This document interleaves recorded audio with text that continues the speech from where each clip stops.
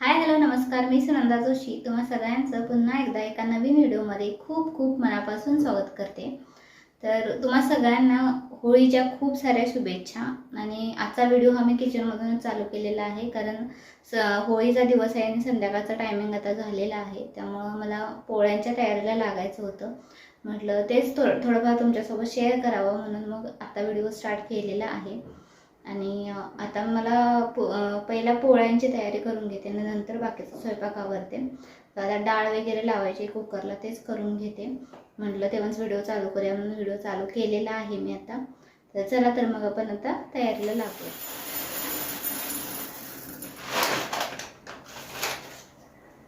एक वाटी मी डाळ घेतलेली आहे, तर आता कुकरमध्ये टाकून ही डाळ आता पहिल्यांदा वॉश करून घेते। डाळ मी वॉश करून घेतलेली आहे। आता या डाळीमध्ये ना आपल्याला कटाची आमटी पण करायची आहे, त्यामुळे थोडंसं जास्तच मी पाणी ओतणार आहे। कुकरमध्ये आपल्याला जास्त काही पाणी लागत नाही, पण डाळ पूर्णपणे त्याच्यामध्ये भिजून जाईल आणि थोडंसं वरती आपल्याला त्याच्यामध्ये पाणी येईल असं करून मी पाणी ओतलेलं आहे। त्याच्यामध्ये आपल्याला थोडीशी हळद टाकायची आहे। हळद टाकून घेते ती थोडी।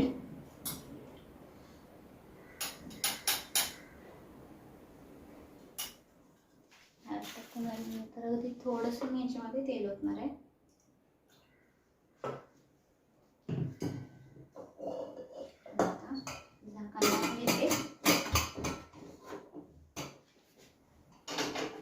आता हे कुकरवर तर ठेवलेलं आहे मी।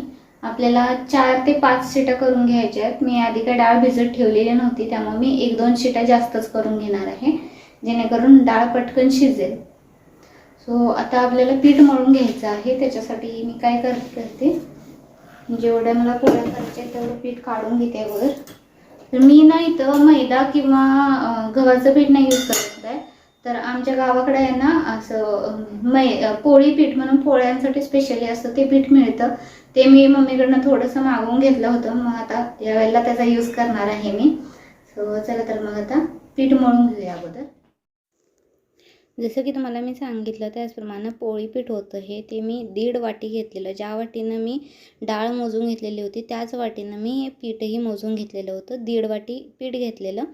त्यानंतर त्याच्यामध्ये मी थोडीशी हळद टाकून घेतली, थोडंसं मीठ टाकून घेतलं आणि ते मिक्स करून घेतलं सुकं असतानाच, असं पाणी न घालता। आणि त्यानंतर त्याच्यामध्ये अगदी थोडंसं आपलं हे नॉर्मल तेल असतं ते मी टाकून घेतलं। गरम वगैरे काही केलेलं नाही आहे मी, तुम्ही हवं तर गरम करूनही घालू शकता। आणि ते सगळं मिक्स करून घेतलं आणि नंतर मग थोडं थोडं पाणी घालून अशा पद्धतीने हे पीठ मळून घेतलं मी।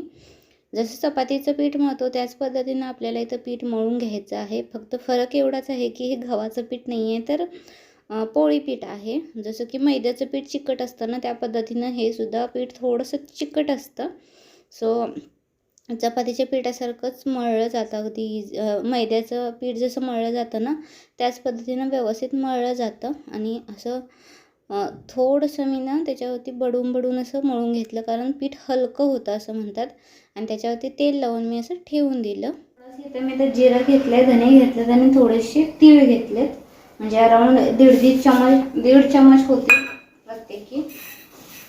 हे एकाच बाउलमध्ये मिक्स करून घेते। त्यानंतर हे जे आहे ना, हे पण कट करून घेते। खोबरं थोडंसं मी घेतलेलं आहे इथं। त्यानंतर मी कटाच्या आमटीसाठी लागणारा मसाला जो काढून घेतला होता तो वाटून घेतला आणि तेवढ्यातच आपल्या कुकर पण गार झाला होता।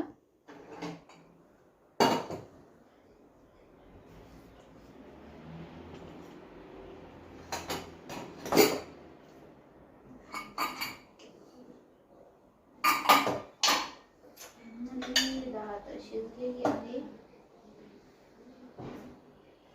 खूप छान शिजली डाळ। आता आहे ना, मला काय करायचं आहे सांगते।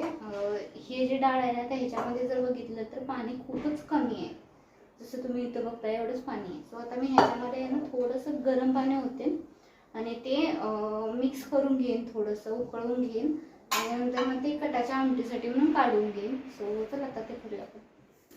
जसं मी सांगितलं त्याप्रमाणे जसं त्या डाळीमध्ये मी गरम पाणी ओतून घेतलं. तुम्ही हवं तर गार पाणी जरी ओतलं तरी देखील चालू शकतं.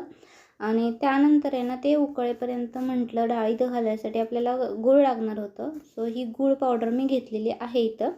आणि पाणी देखील उकळलं तोपर्यंत ते पाणी असं ओतून घेतलं मी इथं, जसं की तुम्ही बघताय दुसऱ्या एका पातेल्यामध्ये ओतून घेतलं. आणि त्यानंतर त्या डाळ होती ना ती डाळ थोडीशी हलवून घेतली आणि त्याच्यातलं पाणी जे होतं ते मुरायला दिलं थोडंसं. कारण डाळ टाकल्यानंतर पुन्हा पाणी होणार माहिती होतं, त्यामुळे डाळ पहिल्यांदा थोडीशी मी सुकी करून घेतली कारण डाळ शिजली होती चांगली.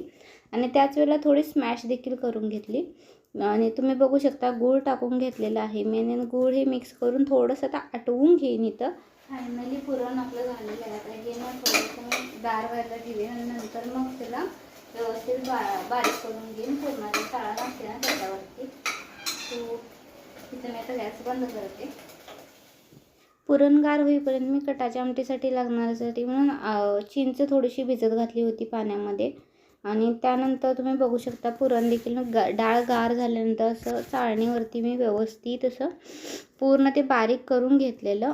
आणि खूप छान इझिली पूर्ण पुरण बारीक झालं होतं. डाळ व्यवस्थित शिजली होती त्यामुळे ना चाळणीवरती तुम्ही बघितलं तर ना काहीच शिल्लक राहत नव्हतं. अगदी पूर्ण पुरण बारीक करून झालं माझं. आणि जसं तुम्ही बघताय तसं मी एका ठिकाणी गोळा करून लावून दिलं कारण ते सुकं पडू नये यासाठी म्हणून. आणि ते बाजूला ठेवून दिलं. आणि नंतर मी इथं कटाच्या आमटीची तयारी करायला लागले फोडणीसाठी म्हणून. आता मी इथं गॅसवरती कढई ठेवली आणि त्यामध्ये ना जिरं मोहरी टाकून घेतली. त्यानंतर लसूण थोडासा ठेचून घेतला आणि तो देखील टाकून घेतला. कढीपत्ता टाकला आणि जो मसाला करून घेतला होता ना मी त्या मसाल्यामधला 2.5 चम्मच मी मसाला टाकून घेतला कारण जास्त काही कटाची आमटी करायची नव्हती. त्यामुळं 2.5 चम्मच मसाला टाकून घेतला. त्याला तेल सुटेपर्यंत असं व्यवस्थित भाजून घेतलं. आणि नंतर तुम्ही बघू शकता इथं तेल सुटलेलं होतं. आणि त्यावेळेला मग मी बाकीचे मसाले त्यामध्ये टाकून दिले. जसं की 2.5 चम्मच तिखट टाकलं, थोडीशी हळद टाकली आणि 1 चम्मचभर मी मीठ टाकून दिलं. आणि अशा पद्धतीनं ते देखील व्यवस्थित मिक्स करून घेतलं. आणि मसाल्यामध्ये तिखट वगैरे शिजू दिलं थोडंसं. आणि त्यानंतर जसं तुम्ही बघताय ना तसं मी ते पाणी काढलेलं होतं डाळीचं त्यातलंच थोडंसं पाणी यामध्ये टाकून घेतलं. आणि त्याला उकळी काढून घेतली. आणि ते उकळल्यानंतर मग मी बाकी जे पूर्ण पाणी होतं ते पाणी टाकून घेतलं. आणि आणखीन थोडंसं पाणी मी त्याच्यामध्ये ओतून घेतलेलं आहे. आणि आता ह्याला मी उकळी येऊ देईन. आणि नंतर मग थोडीशी हवी असेल तर तुम्ही वरून कोथिंबीर टाकली तरी देखील चालू शकते. जसं तुम्ही बघताय आता इथं ना उकळी आलेली होती. सो हे उकळलं होतं व्यवस्थित उकळी आलेली त्यामुळे ते बाजूला तर ठेवून देईन. आणि इथं मी पीठ घेतलेलं होतं ना मळून ठेवलेलं त्या पिठाचे असे 6 गोळे करून घेतले. आणि पुरणाचे देखील मी तेवढेच गोळे करून घेतले जेवढे आपले पिठाचे झालेले होते. सो अशा पद्धतीने त्याचे देखील 6 गोळे करून घेतले. आणि थोडंसं मी उरवून ठेवलं होतं कारण की माझी सासूबाई म्हणतात की पुरण किंवा पीठ दोन्हीपैकी काहीतरी थोडंसं उरवावं म्हणून मी थोडंसं शिल्लक ठेवलं होतं. आणि आता मी इथं पाती भरून घेते सगळे व्यवस्थित अशी. सो अशा पद्धतीनं ना मी पोळ्या करताना किंवा चपात्या करताना काही करत असताना पहिल्यांदा असं जी प्रोसेस मेन असते ना ती करून घेते.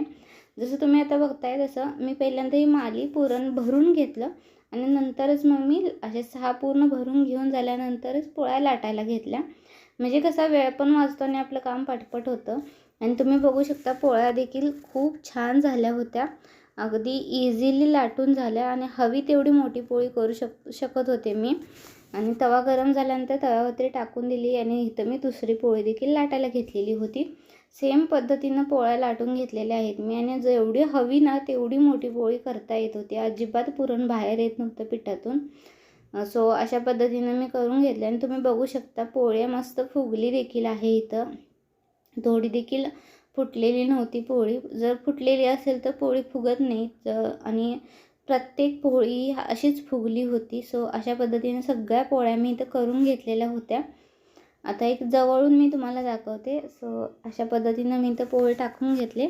आणि ती पोळी टाकून घेतल्यानंतर इकडे दुसरी पोळी देखील लाटून घेते मी. अशी माली जर भरून ठेवलेली असतील ना तर पटपट पोळ्या लाटून होतात. त्यासाठी म्हणून अगोदरच मी करून घेतलं.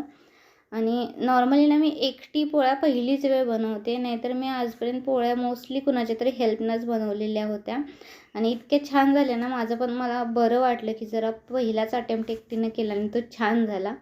आणि सो फायनली पोळ्या करून झाल्या आणि फक्त शिल्लक राहिलेलं तर ते म्हटल्यानंतर शेवटी बटाट्याची पिवळी भाजी, म्हणजे त्याच्याशिवाय तर आपलं जेवण इनकम्प्लीटच असतं. सो इथं मी जिरं, मोहरी, कढीपत्ता टाकला, त्यानंतर थोडंसं कांदा टाकला, मिरची टाकली, ते सगळं व्यवस्थित फ्राय करून घेते आता मी इथं. आणि तुम्ही बघू शकता आमच्याकडे ना ह्या पिवळ्या भाजीला शाक असं म्हणतात. सो बटाट्याची शाक मी बनवते म्हणायला हरकत नाही. आणि कांदा भाजल्यानंतर थोडीशी हळद आणि मीठ टाकून घेतलं चवीपुरता, ते देखील व्यवस्थित मिक्स करून घेतलं आणि नंतर जे बटाटे उकडलेले सोलून घेतलेले होते ते त्याच्यामध्ये टाकून घेतले. आणि अशा पद्धतीनं हे मिक्स करून झाल्यानंतर माझा आता स्वयंपाक इथं कंप्लीट झाला होता पूर्ण. आणि अशा पद्धतीने मिक्स करून घेते. इथं भाजी पण आपली तयार झालेली आहे. सो पूर्ण स्वयंपाक आवरला आणि आता मला भांडी आवरायची होती. सो फायनली भांडी देखील माझी घासून झाली आणि त्यानंतर आहे ना मी इथं तयार झाले पूजेसाठी. आम्हाला होलिका दहनसाठी खाली जायचं होतं आणि मी खरं तर व्हॉइस ओव्हर करणार नव्हते, पण म्युझिकचं खूप व्हॉइस येत होता आणि त्यामुळं म्हटलं व्हॉइस ओव्हर करूया. सो नैवेद्य वगैरे तयार करून घेतला होता आणि आम्ही खाली जायला निघालो होतो. आणि तुम्ही बघू शकता हे 5 वर्षात पहिल्यांदा मी होलिका दहनच्या पूजेसाठी म्हणून खाली गेलेली होती. पुण्यात आल्यापासून एकदाही मी गेलेली नव्हती. सो आणि मला जास्त करून माहिती देखील नव्हतं पूजा कशी करतात. सो बाकीच्यांचं थोडंफार बघितलेलं होतं, त्यामुळं आयडिया आलेली होती थोडीशी आणि त्याच पद्धतीनं मी इथं पूजा केली. होलिकाच्या पाया वगैरे पडलं, त्यानंतर सगळं आवरून आम्ही रिटर्न यायला देखील निघालो होतो. आणि आमच्या इकडं ना नारळ टाकला जातो, तो मिस्टरने टाकायला सांगितला मी, कारण मी मुलीला घेतलं होतं त्या दरम्यान. आणि त्यानंतर आम्ही रिटर्न यायला निघालो. आय होप गाईज तुम्हाला हा व्हिडिओ आवडला असेल. आणि आमची चिमुकली चालली आमच्या पुढं पळत गार्डनसाठी म्हणून, पण आम्ही तिला घरीच घेऊन जाणार होतो. सो पुन्हा भेटूया एका नवीन व्हिडिओसोबत. तोपर्यंत bye and thank you for watching this video.